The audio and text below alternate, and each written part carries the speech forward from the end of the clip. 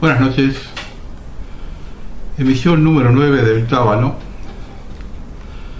Esto que van a escuchar ahora no lo van a ver en ningún medio, porque es algo que me mandó directamente a mi gente de Neuquén. Esto está tomando ya un cariz muy complicado, yo hace rato lo vengo diciendo, todos miran hacia otra parte, la mayoría de la gente no le importa. Los que tenemos algunos años, hemos vivido la década del 70, sabemos de qué se trata. Esta historia ya la vimos y vimos cómo terminó, y 40 años más tarde no la podemos cerrar. Hay indicios y ya hay informaciones que vienen del exterior que dicen que el nuevo foco guerrillero de América Latina es en el sur de la Patagonia, fundamentalmente en la zona mapuche. Yo estoy cansado de hablar de los contactos de la FARC y todo ese tipo de cosas. Y ustedes sirven esta noticia pequeña, cortita, pero muy preocupante. A través de la negligencia en una operación de ensanchamiento de una ruta en San Martín de los Andes, con explosivos usados por operarios de Vialidad Provincial de Neuquén, donde hubo un muerto, y acá no se dice nada, se inició una investigación dando como resultado que hay un faltante de varios rollos de cable detonador y varios cartuchos de gelamita, que no se sabe dónde fueron a parar. Se comenta que a alguna minera, pero hay fuertes sospechas que hayan ido a mapuches, dado que en Vialidad, como en varios organismos provinciales, hay muchos mapuches trabajando. Si bien es cierto que no todos son radicalizados, con uno solo basta para el desvío a manos subversivas.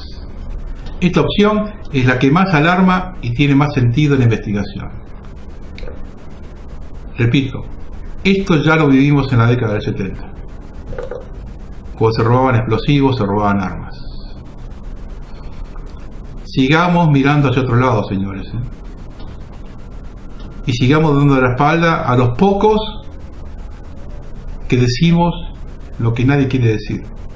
Esto los medios oficiales, los medios del sistema, no le dicen absolutamente nada, tapan absolutamente todo, y yo estoy cansado de ver en internet posteos de gente que postea como gran noticia un artículo de Clarín, un artículo de La Nación, un artículo de Perfil, como gran información, como gran base de investigación, y tapan absolutamente todo. Esto tema de la vergüenza del correo, ¿no? El choreo del correo tiene más aristas y ya se transformó, ya pasó de la hipocresía al cinismo, y del cinismo al insulto hacia la población argentina. Vamos a hacer un pequeño racontito, porque la vez pasada lo tocamos, pero con el apuro de la noticia. Pero ahora hay unas cosas más interesantes para saberlo. Y una cosa que pasó últimamente, porque acá esto pasó todo el año pasado y se están dando a ventilar ahora recién. Y llama poderosamente la atención por qué se está ventilando ahora. ¿Cuál es la mano que está en la justicia? ¿Qué está pasando en este momento que se están ventilando estas cosas ahora? Vamos a hacer un pequeño raconto. Un artículo que publicó Raniel Roque Vítolo. En el año 2001, Correo Argentino se presentó un concurso preventivo. Como parte de este proceso, a mediados de diciembre de 2003, el juez comercial Eduardo Javier Dubois decretó la quiebra de la sociedad comercial. Para evitar la liquidación, la firma le hizo una propuesta de pago de acreedores a 25 años con una tasa de interés del 1% anual. Esta oferta fue rechazada. La causa siguió durante varios años, hubo nueva propuesta, una de ellas fue desestimada por el Estado Nacional y por consiguiente no homologada por la jueza que lleva el expediente. Contra esta decisión, Correo Argentino interpuso un recurso y la causa llegó a la Cámara Comercial. Con fecha 18 de marzo de 2010, la jueza rechazó la homologación del acuerdo en la medida en que el Estado Nacional no había dado su conformidad, de donde no había mayoría suficiente, y dispuso la apertura del proceso de salvataje, de modo que no declaró quiebra alguna. Esta resolución fue apelada por la concursada y este es el recurso que está tramitando desde aquella fecha. 7 años en la Cámara. ¿Qué tal? Durante este tiempo el expediente estuvo a estudio y tiene 2 dictámenes negativos de la Fiscalía de Cámara de aquella época, año 2010 y 2011. Y luego la Cámara mantuvo dormido el expediente. Luego convocó audiencias a pedido del Estado Nacional para ver si lograba que el Estado prestara conformidad y así que existiera acuerdo homologable. Una tercera vía de hecho hasta el año pasado. Los jueces convocaron a una audiencia que se celebró el 28 de junio del año pasado. En esa oportunidad, la empresa reiteró su última propuesta, que era pagar en 19 cuotas anuales. Oferta que fue rechazada por el representante del Ministerio de Comunicaciones del Estado Nacional. No obstante, el letrado del gobierno manifestó que si se bajaba la cantidad de cuotas para pagar la deuda no menos de 15 y se aumentaba el interés 7% anual, podrían cerrar el acuerdo. Correo Argentino pidió un cuarto intermedio, luego del cual reformuló su propuesta, adecuándola a los términos solicitados por el Estado Nacional.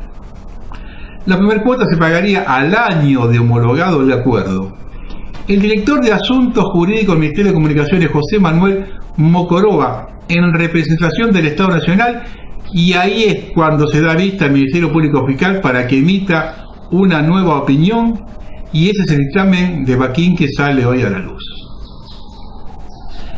Lo relevante del dictamen es lo que se cuestiona, y este es el corazón de la cuestión a debatir. No es tanto el monto comprometido con el crédito, sino que la denuncia de la fiscal Baquín se relaciona con: primero, que el proceso de concurso haya sido regular en sus plazos y en su trámite.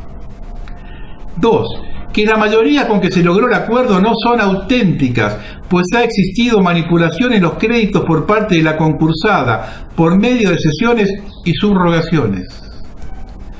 3. Que el funcionario que prestó la conformidad con el acuerdo en nombre del Estado Nacional para poder cerrar las mayorías legales no tenía facultades para prestar tal conformidad. Y 4. Que no se ha dado cumplimiento al régimen de la Ley de Ética Pública al estar comprometido un patrimonio de propiedad de la familia del presidente en este acuerdo. También indica la fiscal que la propuesta de pago y el escalonamiento de cuotas con una tasa de interés que es 3 veces inferior al mercado, con una proyección de los pagos traídos a valor presente, importa prácticamente una licuación de alrededor del 90% del crédito. Y entiende que ello, a 16 años después, es algo abusiva. Queridos amigos, a no hacerse tanta mala sangre, esto se resolverá quizá en unos 4 años, salvo que antes se le dé una salida política para evitar que siga el rum rum.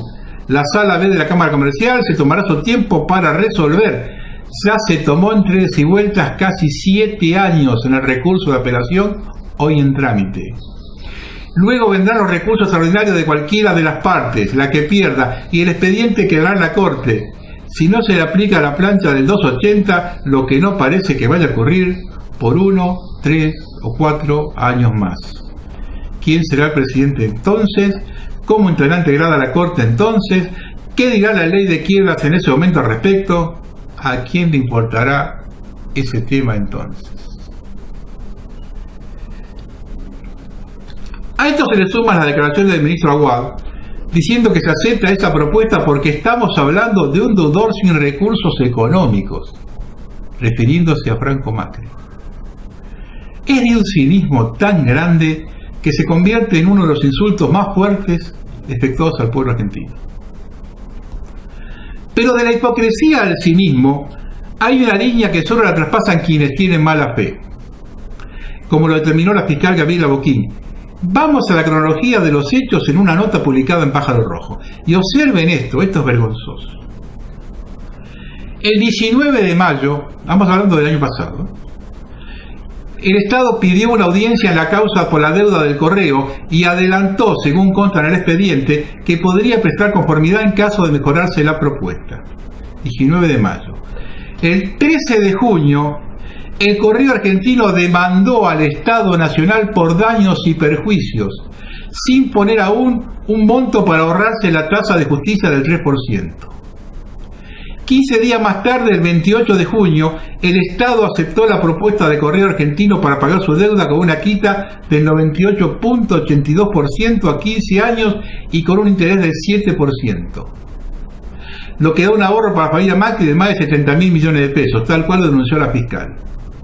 El 12 de agosto, los Macri ampliaron su denuncia por daños y perjuicios y establecieron un monto, 1.794 millones por la apropiación de instalaciones de Correo Argentino, más 570 millones por otros rubros, como el que pagaron más decanos del Correo. Total, 2.365 millones que la familia Macri quiere que el Estado les pague.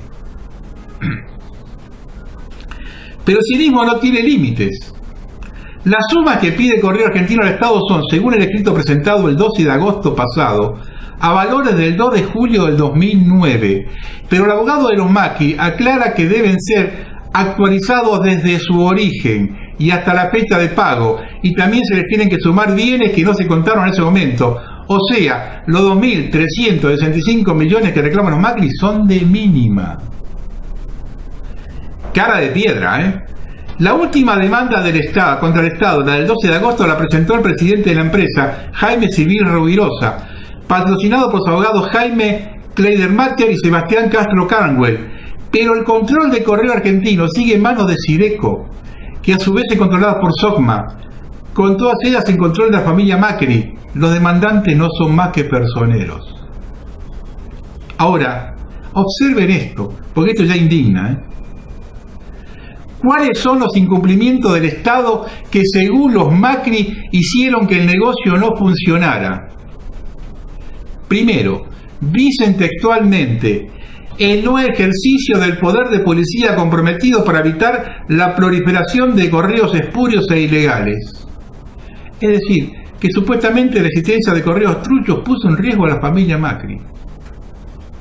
Segundo incumplimiento, la falta de exclusividad en la prestación de servicios de carta documento. En otras palabras, empresarios que no quieren competencia, sino monopolio y negocio asegurado. Tercero, la falta de exclusividad en la prestación del servicio postal al Estado Nacional, entre nacionales, autónomos, centralizados o descentralizados. Es decir, el Estado como cliente cautivo. Cuarto, y que define muy bien la ideología de los Macri, empresarios y el gobierno, la ausencia de una armonización del régimen laboral y sindical existente. O sea, flexibilización laboral en una empresa donde los Macri produjeron miles de despidos. Quinta y última que detallan, supuestamente entre otros incumplimientos, la falta de cumplimiento de la creación de una cuenta única de pago para la cancelación de la prestación de los servicios postales de todos los entes gubernamentales y descentralizados. La demanda cayó en el Juzgado Contencioso Administrativo Federal número 9, con titular es el juez Pablo Caizáinz. Y no es la única. Además de la demanda del 2016, Correo Argentino tiene al menos 5 causas contra el Estado donde reclama indemnizaciones. La mala fe parece que no es de ahora. En síntesis, a la población le pedimos una cosa, pero como empresarios queremos otra. Típico de los chupadores de la teta del Estado. Más aún, en su intento de salvataje del presidente, desde el gobierno deslizaron que tras el acuerdo por su deuda, Correo Argentino podría desistir de otras demandas judiciales. Pero lo desmiente la propia demanda de la empresa, donde dice que el acuerdo con el Estado por la deuda no implicó desistimiento de ningún planteo judicial o administrativo. Clarito. Esta es la gente que nos gobierna y que la mayoría de la gente, o por lo menos toda la mayoría, casi que es medio pelo entero, en octubre los va a votar de vuelta. Los va a votar de vuelta. Le ponen a Cristina enfrente y los van a votar de vuelta. Con un broche en la nariz los van a votar de vuelta. Y los van a votar de vuelta aún aquellos empresarios que tuvieron que cerrar su fábrica y aún aquellos empleados calificados que perdieron su trabajo, los van a votar de vuelta. Esto es como dijo Facundo Cabral, cuando dijo esa frase típica que le ha dicho el abuelo. Hijo, cuídate de los boludos, porque son mayoría y eligen presidente.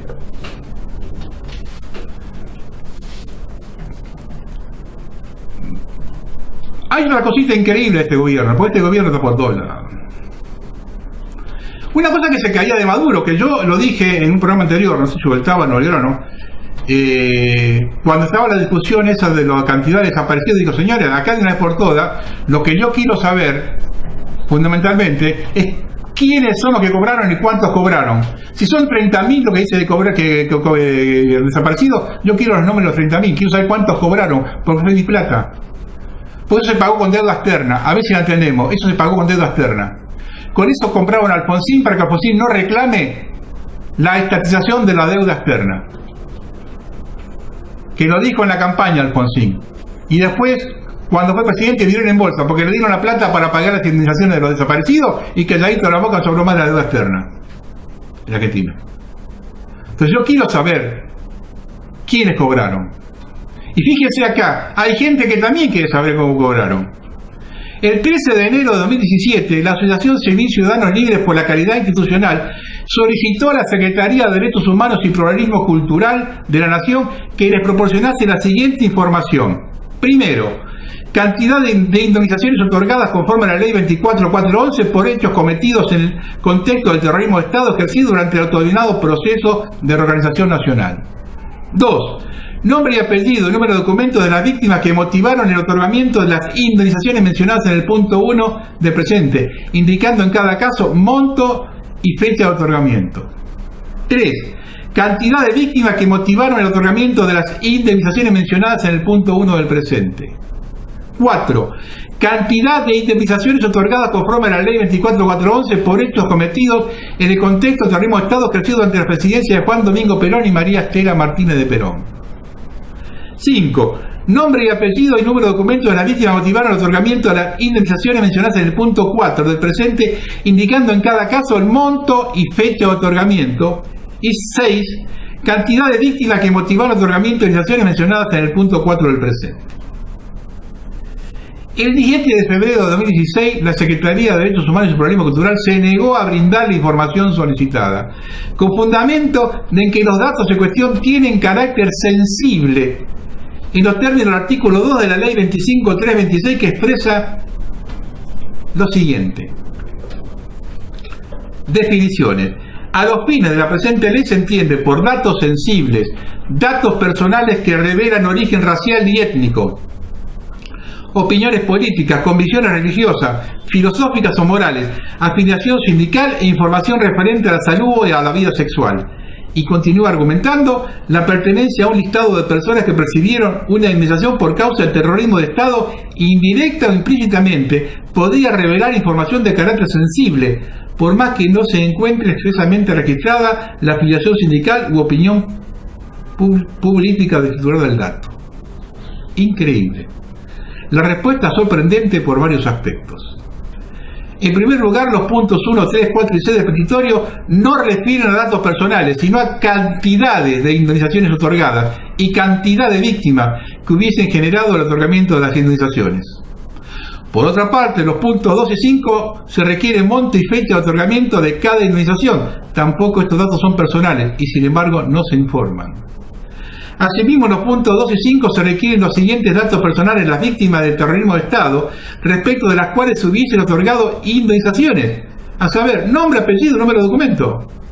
De ningún modo se advierte que la difusión de un listado con víctimas del terrorismo de Estado importe la publicación de datos sensibles, si solo es una información a partir de la cual se pueden inferir esas circunstancias. El dato está fuera de esta definición y fuera de la prohibición de difusión que establece la norma. Por otra parte, nótese la siguiente contradicción. El Estado Nacional se ha encargado de publicar numerosas ediciones del libro Nunca Más, en las que no solo aparece el nombre de víctima del terrorismo de Estado, sino también su ideología y o pertenencia sindical.